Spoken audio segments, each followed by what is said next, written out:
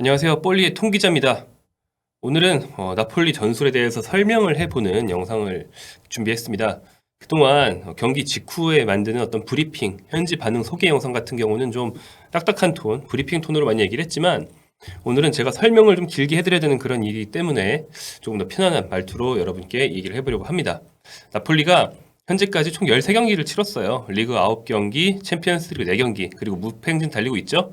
이 정도 했으면 리그를 한 4분의 1 정도는 치렀다고 볼 수 있는 시점이기 때문에 지난번에 중간 결산도 했었고요. 오늘은 그렇다면 스팔레티 감독의 나폴리가 어떤 전술로 이번 시즌 치르고 있는지, 어떤 전술이 원동력이 되어서 이렇게 잘하고 있는지를 한번 짚어보는 시간을 갖도록 하겠습니다. 자, 나폴리 현재 성적입니다. 13경기 11승 2무를 거두고 있고요. 리그를 보면 경기당 2.44 득점, 0.78 실점. 챔피언스 리그는 경기당 4.25 득점, 1실점 기록하고 있습니다. 챔피언스 리그에서는 골도 늘어나고 실점도 늘어나는 모습을 보실 수 있죠. 두 대회를 모두 통틀어 보면요. 경기당 3.0 득점, 0.85 실점으로 공수가 상당히 균형 잡힌 전형적인 어떤 강팀의 수치를 보여주고 있죠. 사실은 아주 최강팀의 수치라고 하기에는 실점이 약간 많긴 해요. 진짜 초강팀들은 막 0.5 언저리에 있는데 나폴리는 1실점에 가깝기 때문에 같은 0점대 실점률이라도 좀 높은 편이라고 볼 수 있습니다만 그래도 이 정도면 공수 모두 아주 뛰어나다 볼 수 있겠습니다. 자, 나폴리 축구를 보면 여러분께도 보이고 저에게도 보이는 외형적인 특징들부터 먼저 한번 정리를 하고 가죠. 아주 대단히 특이한 축구를 하는 팀은 아닙니다. 하지만 평범한 축구 중에서도 나폴리는 좀 주도적인 축구, 또 이제 굉장히 체계적인 축구를 추구하는 팀 중에 하나라고 할 수 있겠고요. 이 점이 전형이나 시스템이나 수치에서도 드러납니다. 먼저 외형적 특징 첫 번째, 4-3-3 포메이션이죠. 세리에A에서는 윙어를 쓴다는 것 자체가 약간 공격적인 팀이라는 의미로 보셔도 됩니다. 그러니까 4-3-3 아니면 4-2-3-1. 이 축구가 대표적으로 좀 공격적인 팀들이 쓰는 포메이션이라고 할 수 있겠어요. 이게 15년 전에 더 그랬어요. 15년 전에는 크게 보면 4-3-1-2 계열을 하는 팀, 그리고 4-2-3-2 계열을 하는 팀이 있었는데 4-2-3-1 쪽이 윙어가 있으니까 좀 더 공격적이겠죠? 이 4-2-3-1 계열의 대표 주자가 그때도 스팔레티 감독이었습니다. 그때는 AS 로마를 이끌고 주로 4-3-1-2를 구사하는 인테르 밀란에 도전하는 그런 구도였는데 결국에는 훨씬 화려하고 실리적인 팀인 인테르 밀란이 4-3-1-2 포메이션으로 계속 리그를 연패했고 4-2-3-1에 로마, 윙어가 있는 로마는 연속 2위를 하면서 가장 유력한 도전자로 남아 있었죠. 자, 왜 윙어를 쓰는 것이 공격적인 축구냐? 또 요한 크루이프, 돌아가신 요한 크루이프 얘기를 보면 되는데요. 요한 크루이프는 공격 축구, 또 토탈 풋볼 그 자체였던 사람이죠. 이 사람은 윙어 없는 축구를 거의 극혐하다시피 했어요. 왜냐면 투톱이든 원톱이든 상관없는데 보통은 원톱이죠. 원톱 좌우에 이제 윙어가 두 명이 쫙 측면으로 벌려 있으면 그 윙어가 상대 수비를 좌우로 벌릴 수 있게 됩니다. 그러면서 강제로 상대 수비를 찢죠. 그럼 그 사이에서 우리 팀이 쓸 수 있는 공간이 늘어나는데 그렇지 않고 중앙 집중적인 공격을 하면 상대도 중앙만 막으면 되니까 상대 문전이나 공 있는 곳 근처에 아주 오밀조밀 선수들이 몰려 있게 돼요. 그러면 수적 우위를 얻을 수가 없고 양팀 선수들이 좁은 공간 뒤엉켜 있으니까 체계적인 어떤 공격을 하기가 너무 좁겠죠. 결국에는 우당탕탕 하다가 공격이 끝나기 마련입니다. 그런 현상을 막으려면 윙어가 상대 수비를 찢어줘야 된다. 두 번째는 측면으로 쫙 빠져서 있는 윙어는 뒤가 없고 앞만 볼 수 있어요. 왜냐하면 뒤쪽은 이제 사이드라인이니까 뒤쪽에서 누가 날 덮칠 거라는 불안이 없잖아요. 그렇기 때문에 앞만 보고 공을 받은 다음에 상대 측면 수비수와 1대1 돌파를 시작하면서 측면을 찢고 크로스를 올리거나 중앙으로 더 파고들거나 이런 다양한 선택지를 가질 수 있습니다.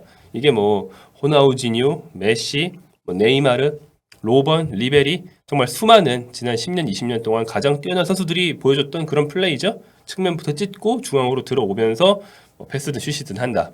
이런 플레이를 하려면 또 윙어가 필요합니다. 그래서 4-3-3 포메이션을 쓴다는 나폴리는 좀 공격적인 편이다 이렇게 볼 수 있겠죠. 둘째, 왼쪽에서 주로 공격하는 비대칭 대형이라는 점입니다. 나폴리는 공격 방향 비중이 왼쪽 40%, 중앙 26%, 오른쪽 34%로 왼쪽에 편중된 편이에요. 챔피언스리그에서는 왼쪽이 46으로 더 올라갑니다. 챔피언스리그에서는 현재 참가하고 있는 32개 팀 중에 2위예요. 그 중에 1위는 디나모 자그레브인데 디나모 자그레브는 우리한테 좀 익숙한 K리그 출신의 오르시치, 즉 오르샤가 있는 팀이죠. 디나모 자그레브 같은 경우는 투톱을 쓰는데 투톱 중에 한 명인 오르시치가 왼쪽으로 빠져요. 그렇기 때문에 극단적으로 보면 왼쪽 윙만 있고 오른쪽 윙은 없는 그런 축구를 합니다. 그래서 이 팀은 진짜 왼쪽으로 완전 편중될 수밖에 없거든요. 근데 나폴리는 그게 아니죠. 나폴리는 왼쪽 오른쪽 윙어가 다 있어요. 그런데 왼쪽으로 편중이 돼 있다는 것은 그만큼 이 팀이 의식적으로 또 조합상 어쩔 수 없이 왼쪽을 많이 쓴다라는 의미가 되겠습니다. 사실 이 나폴리는 로렌조 인시니에가 있던 시절부터 지속적으로 왼쪽에 편중된 공격을 해왔습니다. 이런 역사가 이제 한 10년 된 거예요. 나폴리가 이 좀 포백 위에 3립튼 놓고 뭐 433이나 4231로 한 10년 동안 계속 잘 나갔는데 그럴 때 대표적인 공격 패턴이 왼쪽 윙어 인시니에가 공을 잡고 뭐 측면 공격보다는 플레이메이킹을 하면 오른쪽 윙어인 호세 카예호는 안쪽으로 침투하면서 마무리를 하는 그런 조합이었습니다. 그때와 선수들은 다 달라졌지만 여전히 왼쪽 윙어인 흐비차, 크바라츠헬리아가 인시니의 뒤를 이어서 팀 공격의 중심으로 활약을 하고 있고요. 약간 오른쪽 윙어 활용이 예전과 비슷한 점은 마테오 폴리타노가 나올 때는 폴리타노가 직접 드리블을 합니다만 이르빙 로사노 같은 경우에는 역시나 중앙으로 침투하면서 크바라츠헬리아가 만들어 놓은 공간과 또 만들어 놓은 찬스를 활용하려는 그런 경향은 호세 카이오네 뒤를 이어받았다고 할 수 있겠습니다. 왼쪽에 편중된 공격 역시 나폴리의 특징입니다. 세 번째, 높은 수비 라인과 전진 수비 눈에 띄죠? 우리가 김민재 선수 중심으로 경기를 보기 때문에 더 눈에 띕니다. 압박의 강도가 비교적 강한 편이고요. 또 상대가 나폴리 중원을 건너뛸 수밖에 없어요. 나폴리가 압박을 강하게 하면 상대는 중원에서 공을 못 돌리니까 롱패스를 하든 뭐 땅볼로 깔아서 빠르게 찌르든 수비수나 수비형 미드필더가 바로 공격수에게 한 번에 넘기는 패스를 시도하기 마련이죠. 그럴 때 나폴리는 머물러서 있거나 견제만 하는 게 아니고 아예 끊어서 빼앗으려는 경향이 좀 강합니다. 특히 그런 역할을 잘 아시죠? 김민재 선수가 정말 많이 맡고 있죠. 김민재가 상대 공격수에게 오는 패스를 공중볼이든 땅볼이든 끄는 다음 바로 팀의 역습으로 전환하는 그런 플레이가 나폴리의 굉장히 위력적인 공격 시작 방식입니다. 마지막 네 번째로 제가 준비한 건 다양한 득점 루트입니다. 현재까지 득점자가 14명이에요. 이는 챔피언스 리그든 뭐 리그든 포함해서 14명인데 유럽 전체를 통틀어서 가장 득점 루트가 다양한 팀입니다. 나폴리와 비슷한 팀은 바이에른 뮌헨 정도가 있고요. 세리에와 챔피언스 리그 모두 최다 득점 팀이지만 득점 1위는 없어요. 이 점 역시 득점이 팀 여러 명에게 분산이 되어 있다는 걸 알려주는 것이죠. 물론 그 득점 루트 14명 중에서는 김민재의 2골도 포함이 되어 있습니다. 그리고 도움을 기록한 선수가 13명이나 됩니다. 이것도 골이 많고 득점자가 다양하니까 당연한 일이겠죠. 득점 루트, 어시스트 루트와 마무리한 루트가 모두 다양하다.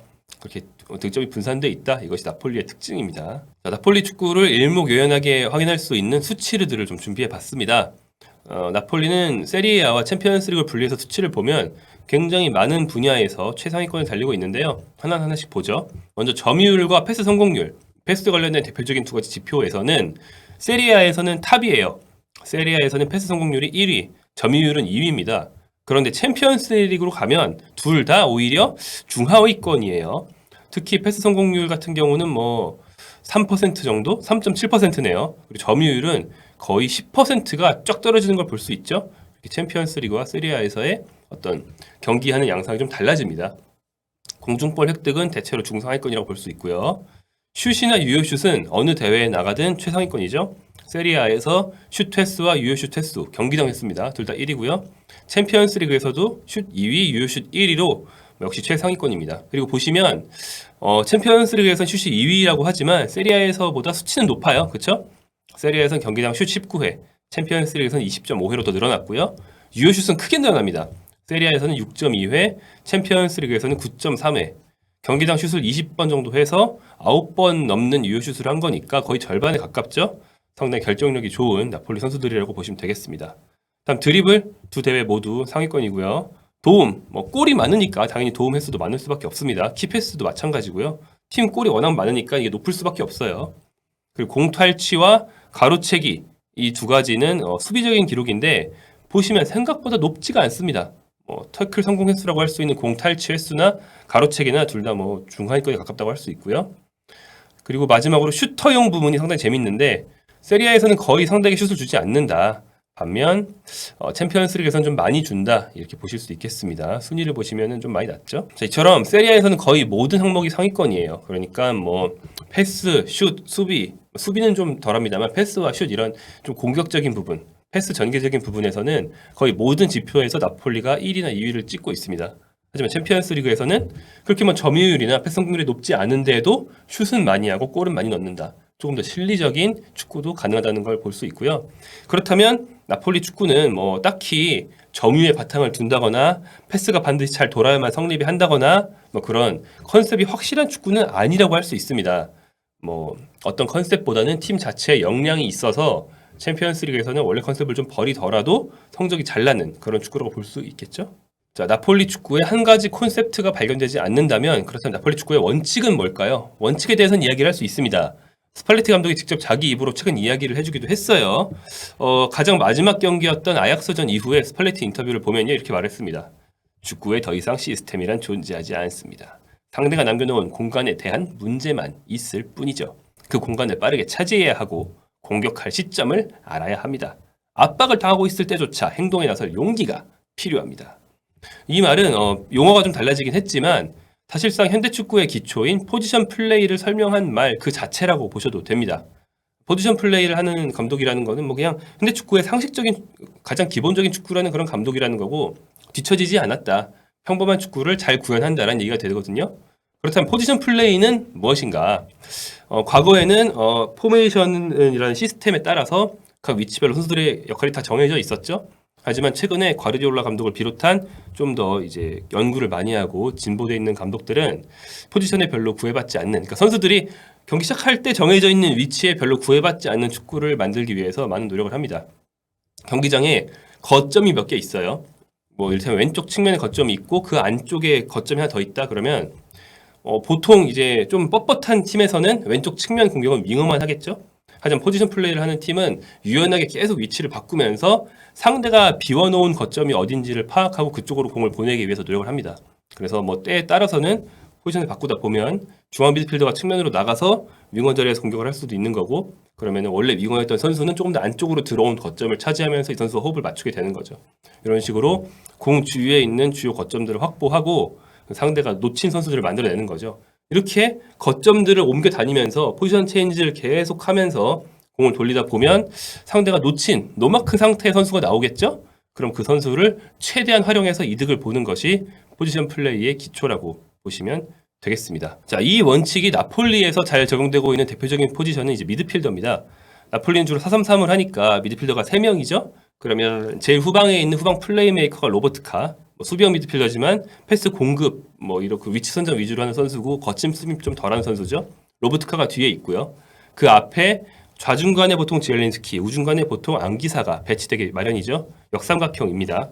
하지만 이런 축구에서 후방 플레이메이커가 딱 포백 앞을 떠나지 않는 키를 요구하고 그러라고 지시하는 감독도 있는 반면에 로버트카는 그렇지가 않아요. 로버트카든 안기사든 지엘린스키든 계속 3명이 번갈아 위치를 바꾸면서 누가 포백 앞으로 와서 수비수에게 패스를 받아줄 것인지는 정해지지가 않습니다. 특히 안기사와 로버트카 같은 경우는 안기사가 더 뒤에 있고 로버트카가 올라가는 모습도 자주 관찰이 돼요.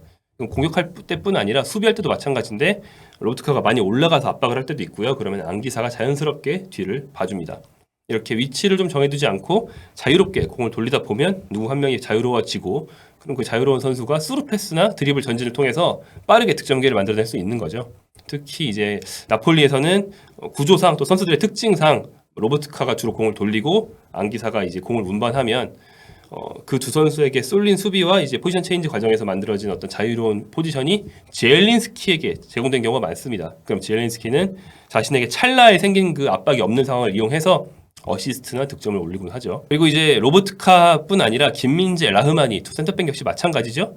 이 두 선수도 포지션 플레이 과정에서 자신 앞이 열려 있다면 포지션 플레이를 하면서 상대가 다른 나폴리 동료를 압박하느라 김민재의 앞을 막지 않는다면 그때 스팔레티 감독은 패스를 하는 게 아니고 공을 끌고 직접 올라갈 것을 많이 주문하는 편입니다. 제가 들은 바로는 김민재한테 더 끌고 올라가라. 앞이 열리면 네가 끌고 올라가야 우리 팀의 이득이다라고 많이 주문하는데 김민재 선수가 오히려 감독 주문에 비해서는 조금 자제하고 있는 편이라고 해요. 우리가 많이 본 것 같은데도. 그 정도로 스팔레티 감독은 선수들의 어떤 원래 위치에 구애받지 않고 이득이 되는 곳이 있다면 그곳으로 움직여라. 그럼 그곳이 너의 새로운 포지션이다. 이렇게 주문을 하는 거죠. 그게 이제 포지션 플레이의 기본적인 원칙입니다. 이제까지 말한 포지션 플레이라는 거는 좀 상식적인 현대 축구예요. 이걸 수준 높게 구현하고자 하는 것이 스팔레티 감독의 의도라고 할 수 있고요. 현재까지는 그 의도대로 잘 구현이 되고 있습니다. 그러니까 현대 축구의 통달한 아주 빅리그에서 만난 팀들을 상대로 연전연승하는 것이겠죠. 특히 팀 포진을 보면 지난 시즌엔 4-2-3-1에 가까웠어요. 하지만 이게 점점 4-3-3으로 바뀌어 오다가 이번 시즌은 그냥 4-3-3이라고 해도 될 것 같거든요. 사실 선수 구성은 비슷합니다. 뭐 여러 명이 뭐 나가고 들어오고 했지만 기본적으로는 삐오트르 지엘린스키가 포함된 3명의 중앙 구성이 그대로예요. 근데 이제 지엘린스키가 지난 시즌에는 좀 공미에 가까웠어요. 그래서 뒤쪽에 2명의 수비형 미드필더 앙기사나 로버트카가 뒤를 잡고 앞쪽에 있는 젤린스키에게 주면 젤린스키가 뭐 골이나 어시스트를 하면서 주위에 있는 다른 공격 자원들과 호흡을 맞추는 그런 공격이었거든요. 그러니까 약간 분업이었어요. 하지만 이번 시즌 젤린스키가 더 후방으로 내려가고 앙기사, 로버트카와 유연하게 위치를 바꾸면서 또 한 명의 중앙 미드필더로 움직입니다. 이처럼 4-3-3 포메이션은 4-2-3-1 포메이션보다 더 포지션 플레이, 자유로운 위치 변화에 적합해요. 그래서 이제 맨시티와 나폴리의 포메이션이 비슷한 것도 이런 이유에서 당연히 비슷해질 수밖에 없었다. 포지션 플레이에 가장 유리한 게 이 4-3-3 혹은 4-1-4-1 전술이기 때문이다 라고 보시면 되겠습니다. 이렇게 포지션 플레이에 기반한 축구를 하는 감독, 우리 주위에 아주 가까이 있습니다. 바로 파울로 벤투 감독이죠. 벤투 감독 역시 기본적으로는 4-1-4-1 포메이션을 굉장히 선호해요. 최근에는 뭐 한국 선수들의 특징을 맞춰서 4-4-2나 4-2-3-1도 많이 쓰지만요. 벤투 감독도 멀티 포지션 능력을 강조한다라고 알려져 있는데 이게 아까 계속 말해온 포지션 플레이랑 비슷한 거죠. 경기 중에 황인범이 뭐 동료들과 유연하게 위치를 바꾸면서 필요하면 풋백 앞에도 갔다가 또 주고받으면서 공격 미드필더 자리에 올라가기도 하고 심지어 최전방까지도 갈 수 있는, 그러니까 계속 위치를 바꾸면서 이득이 될 수 있는 곳이라면 네 원래 위치가 아니더라도 가라, 이런 게 이제 포지션 플레이죠. 제가 지금 말한 것은 그냥 단순한 포지션 체인지인데 이 포지션 체인지를 실제로 높은 수준으로 구현하기 위해서 감독들이 만들어 놓은 훈련법과 팀의 원칙들이 있거든요. 그러니까 뭐 어디가 거점인지, 그 거점을 언제 점유를 해야 하는지, 거점을 점유한 선수들 사이에 패스 어떻게 돌려야 되는지 이런 걸 정해놓고 그걸 훈련해서 미리 연습을 시키면서 팀의 수준을 높입니다. 이게 포지션 플레이를 구현하기 위한 방법론이죠. 스팔레티 감독이 한 얘기를 다시 한번 읽어보면 상대가 남겨놓은 공간, 그리고 그곳을 빠르게 차지하는 것이 중요하다고 했죠. 즉 이제 공간을 선점하고 그리고 거기서 나오는 이득을 취하고 게다가 이제 압박을 당하지 않는 선수를 만들고, 스팔레티 감독 한 수 더 뜹니다. 내가 압박을 당하고 있을 때조차 필요하다면 행동에 나설 용기가 필요하다. 그러니까 탈압박을 할 수 있는 상황이라면 과감하게 해라. 믿는다. 이런 얘기입니다. 이처럼 포지션 플레이를 하는 스팔레티 감독의 축구가 이제 벤투랑 기본 원칙은 비슷한데 아주 잘 구현됐을 때의 모습이 뭔지를 현재 나폴리가 보여주고 있다고 생각하시면 되겠습니다. 그렇다고 해서 뭐 땅볼로 공을 돌리는 것에 집착하는 감독은 절대 아니죠. 빅터 오시멘이 최전방에 들어오면 롱볼도 띄우고요. 그리고 계속 말한 것처럼 왼쪽 오른쪽 윙어의 스타일이 다르면 한쪽 윙어에게 공을 몰아줄 수도 있고 각 선수의 특징은 살립니다. 기본 원칙이 포지션 플레이라는 거죠. 자, 이렇게 나폴리가 잘 나가고 있는 전술적인 특징, 전술적인 어떤 비결들을 얘기해 봤는데 아까 말했던 것처럼 뭐 특별한 이 팀만의 비밀 레시피는 없습니다. 근데 평범한 레시피를 가지고 아주 훌륭한 음식을 잘 만들고 있는 것이 현재 나폴리다, 이렇게 보시면 되겠고요. 현대적인 수비수 김민재가 이 팀에 왜 맞는지도 한 번 더 짐작해 볼 수 있겠죠. 자, 챔피언스리그에서 조별리그를 엄청난 기세로 통과했다고 해서 꼭 높이 올라간다는 보장이 없습니다. 당장 1년 전에도 이게 드러났어요. 지난 시즌 아약스 같은 경우에 조별리그 6전 전승, 20득점 5실점으로 현재 나폴리와 비슷한 굉장히 좋은 모습 보여줬거든요. 그런데 토너먼트 첫 경기인 16강전에서 벤피카에 패배해서 떨어졌어요. 이것처럼 나폴리가 16강 진출을 조기 확정했다고 해서 앞으로도 잘 나간다는 보장은 없습니다. 앞으로도 계속 갈고 닦아서 더욱 뛰어난 나폴리가 되어야만 높은 위치로 올라갈 수 있을 거라고 생각을 하고요. 김민재 선수와 스팔레티 감독 또 동료들이 충분히 그럴 수 있기를 한번 기원해 봅니다. 볼리였습니다.